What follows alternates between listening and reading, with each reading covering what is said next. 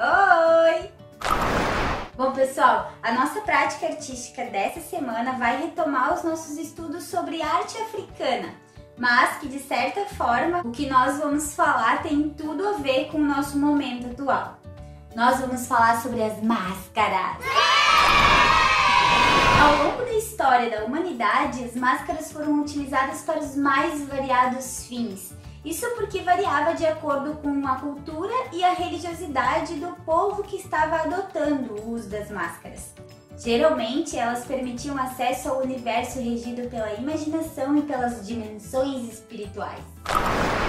Os contadores de histórias, por exemplo, assumiam o uso das máscaras para dar mais vida às suas narrativas. A máscara era utilizada como um recurso e uma ferramenta de ilusão e de simulações. As máscaras também desempenharam em muitas civilizações um papel espiritual e foram utilizadas como instrumentos em muitos rituais sagrados. Foi assim na África, por exemplo. Elas eram elaboradas pelas mãos dos artesãos e artistas e tinham sempre feições distorcidas, desproporcionais, muito maiores do que o tamanho do rosto normal. Elas eram construídas geralmente em cobre, madeira e marfim. Já no Egito Antigo, eles mascaravam até as múmias que estavam prestes a serem enterradas. Os indígenas norte-americanos que habitavam o noroeste dos Estados Unidos também faziam uso do recurso das máscaras em solenidades e enterros fúnebres. Eles pranteavam os seus entes queridos que estavam fazendo passagem para o mundo espiritual utilizando as máscaras.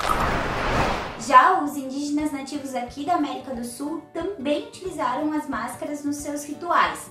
Elas geralmente simbolizavam animais, pássaros e insetos e os espíritos da natureza. Na Ásia, elas eram assumidas tanto em ritos espirituais quanto na realização de casamentos. Em várias tribos primitivas, os mais velhos usavam as máscaras nas cerimônias de cura para expulsar entidades negativas da comunidade e com o objetivo também de unir os casais no matrimônio, ou em rituais de passagem, como por exemplo o momento de transição da idade da infância para a idade adulta. As máscaras tinham todas essas características simbólicas. No mundo ocidental, os antigos gregos foram os pioneiros no uso das máscaras, e elas foram adotadas nas festas em homenagem ao deus Dionísio, que para os gregos era a divindade responsável pelo vinho e pelos rituais da fertilidade. A Grécia foi muito importante, porque foi na Grécia que o teatro nasceu. Ela é o berço dessa modalidade artística tão querida. E é claro, o teatro utiliza máscaras até hoje como um recurso e uma ferramenta de linguagem. Foi com a queda do Império Romano que os cristãos primitivos praticamente proibiram o uso das máscaras. Elas eram consideradas como instrumentos do paganismo. Aqui na América, elas desembarcaram junto com os europeus quando eles chegaram por aqui e são utilizadas até hoje, tanto como um brinquedo infantil quanto para bailes e outras festas. Nesse sentido, em Veneza, lá no século XVIII, as máscaras elas se transformaram em itens do consumo cotidiano dos italianos. Eram muito utilizadas em bailes e por muitos habitantes da cidade de Veneza. Elas velavam naquela época apenas os olhos e o nariz. Mas foram logo proibidas, porque dificultava a ação da polícia para encontrar criminosos.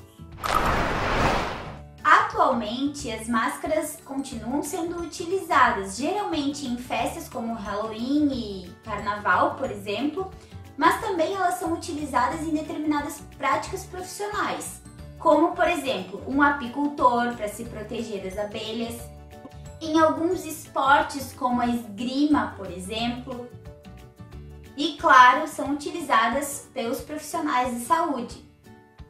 E nesse aspecto, o uso das máscaras nunca foi tão presente no mundo de uma vez só.